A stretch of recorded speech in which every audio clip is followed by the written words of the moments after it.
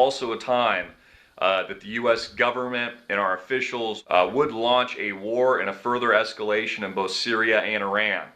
So I'd be paying very close attention as we approach the holiday, and I'll also be paying attention on Wednesday as all of this is reaching a boiling point and all of this is escalating in Iran. Again, Iran has nothing left to lose. We've had sanctions implemented against Iran along with Europe and other Western powers for months now. This has crippled Iran's central banks. Their localized economies have entered hyperinflation. The rial losing some 70% plus of its value overnight. And now the U.S. along with Western powers are implementing the oil sanctions and the oil embargo along with this. This is the same tyranny that we saw, the same type of embargo that took place and was sanctioned against Japan 6 months before the tragic attack on Pearl Harbor and Honolulu. And again, Iran, just like Japan, before the outbreak of World War II, has nothing left to lose at this point. The United States has clearly shown its colors, has clearly shown itself as an enemy of Tehran, as an enemy of Syria, of Bashar al-Assad's regime, and the next logical step is war. So I think as a byproduct of this, oil prices could move sky high from here, even though we've had quite a significant sell-off in recent weeks, followed by some of the biggest uptick moves we've seen in history.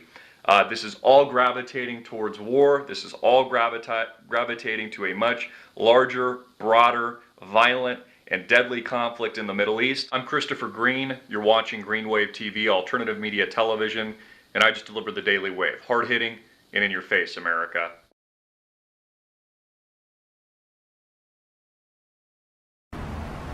There is a well-known Sahih Hadith in which the Prophet ﷺ said that you're going to make an alliance with Rum. Is it a Surah to Rum? Rum. And in that surah we are told at the very first ayah that Rum was defeated. Rum was defeated. Did you hear that? Rum was defeated. But in a few years' time, Rum will be victorious. Who is Rum? At the time when the Quran was revealed, who was it who was defeated? Was it a city in Italy, you dum-dum? Why don't you do a little bit of research before you come to this foolish conclusion? When the Quran says that Rome was defeated, the Quran was not talking about a city in Italy called Rome. No. The Quran was talking about the Byzantine Christian Empire, which had its capital city in Constantinople. Where is Rome today? It's no longer in Constantinople because the Byzantine Empire no longer exists. But the Eastern Christian Orthodox Church and religion still exists. That is Rome. Who it is who now leads that community of Eastern Christian Orthodox believers? The answer is Russia. That's the answer.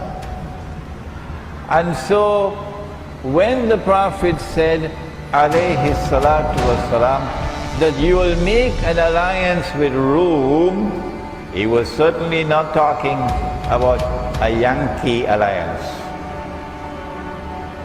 Someone should tell that to the Pakistan Armed Forces. He was not talking about an alliance with Britain, or with France, or with Germany, or with Israel. When he spoke about an alliance with Rome, He was referring to an alliance with the Eastern Christian Orthodox Church. And therefore to those who now rule over that community, which is Russia. Russia.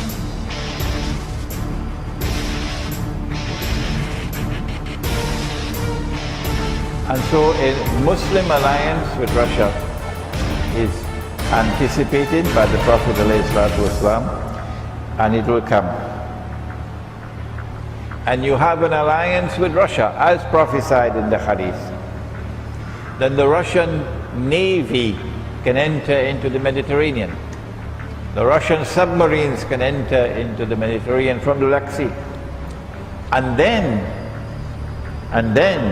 the contest with Israel will become a more even-handed contest once you have nuclear-armed submarines in the Mediterranean. According to the Russian journalist I talked to in Damascus, she said that these ships had come from Murmansk. So she said there were 3 or 4 nuclear submarines that were known, and maybe more, and I think also an anti-submarine warfare ship.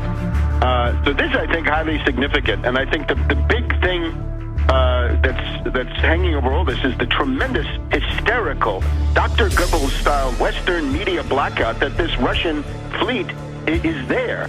There are even other reports that they're unloading these S-300 advanced surface-to-air missiles, the kind of thing that Gaddafi wanted, didn't get in time, the kind that Iran has asked for, and they still haven't gotten them, at least in the numbers they wanted, as far as we know. Anyway, that these are now being delivered to Syria. So this means that there's a whole new dimension of Russian support for Syria. 2 weeks ago, this past weekend, we also had the visit of the Russian Orthodox Patriarch, Kirill, Cyril. So he's Patriarch Cyril of the Russian Orthodox Church, the top religious authority of the Russian Federation, at least of the Christians, and he came there to Damascus to meet with the Grand Mufti of Damascus, who is a very interesting figure in his own right. I recommend you look him up.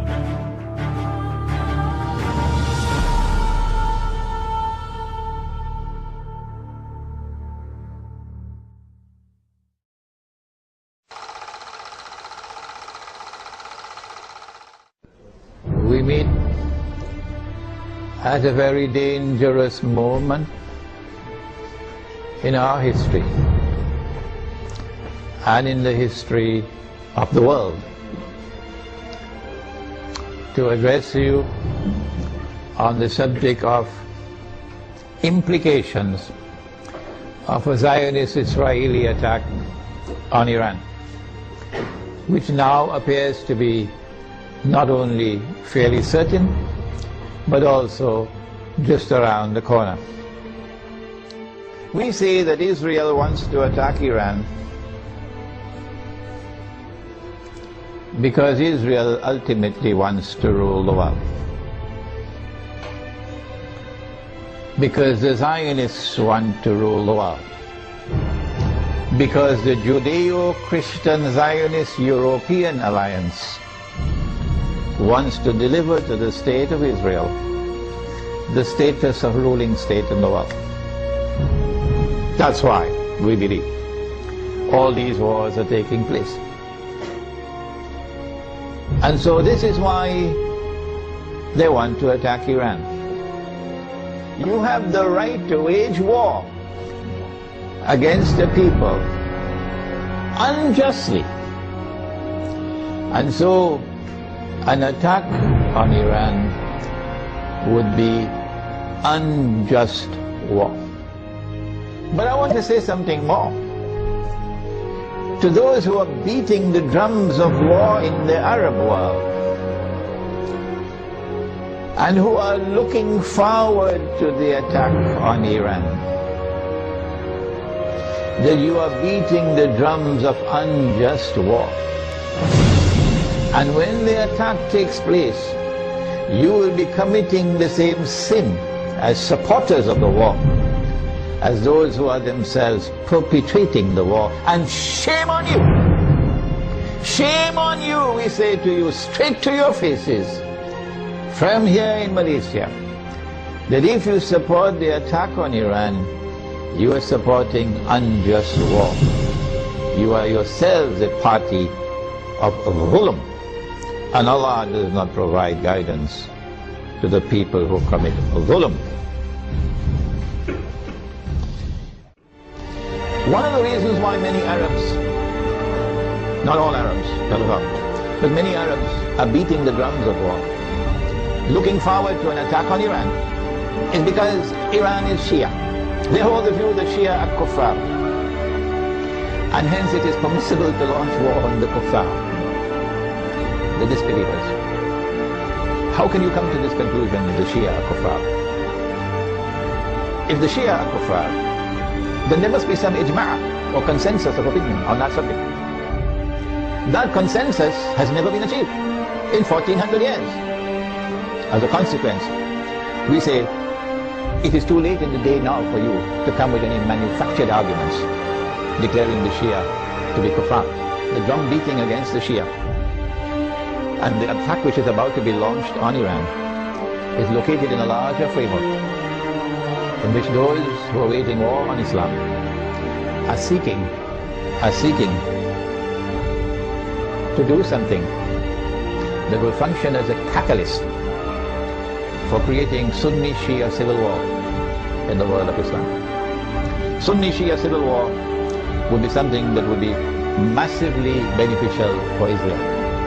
Number one, Sunni-Shia civil war will make Islam look negatively, a negative image in the world, at a moment when Islam is center stage in the attention of the whole world.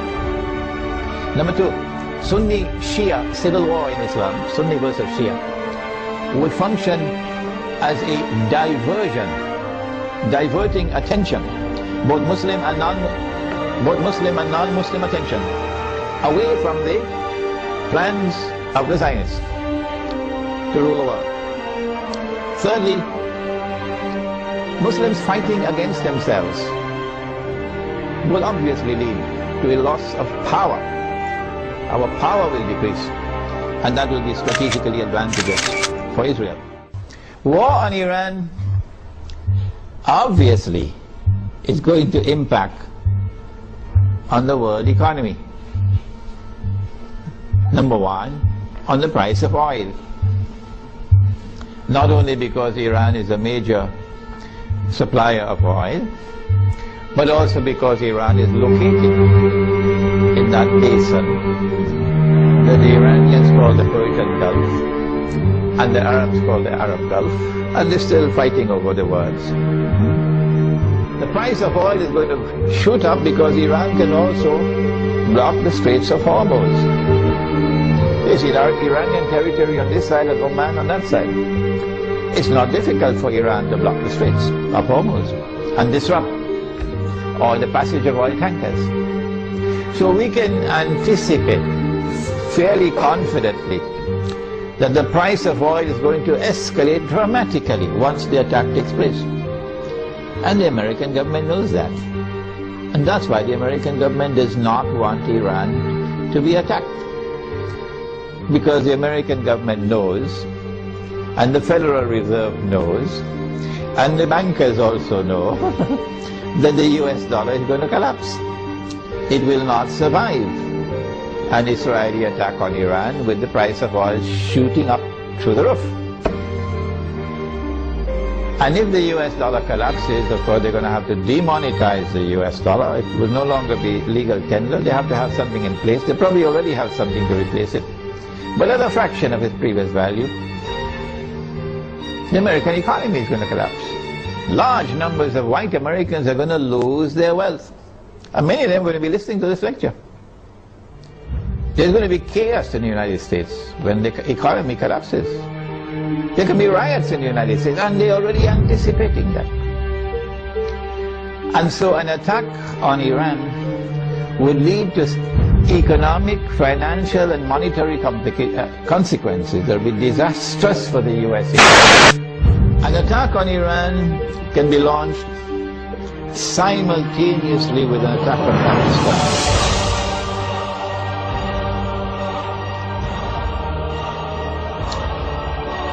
The purpose would be to eliminate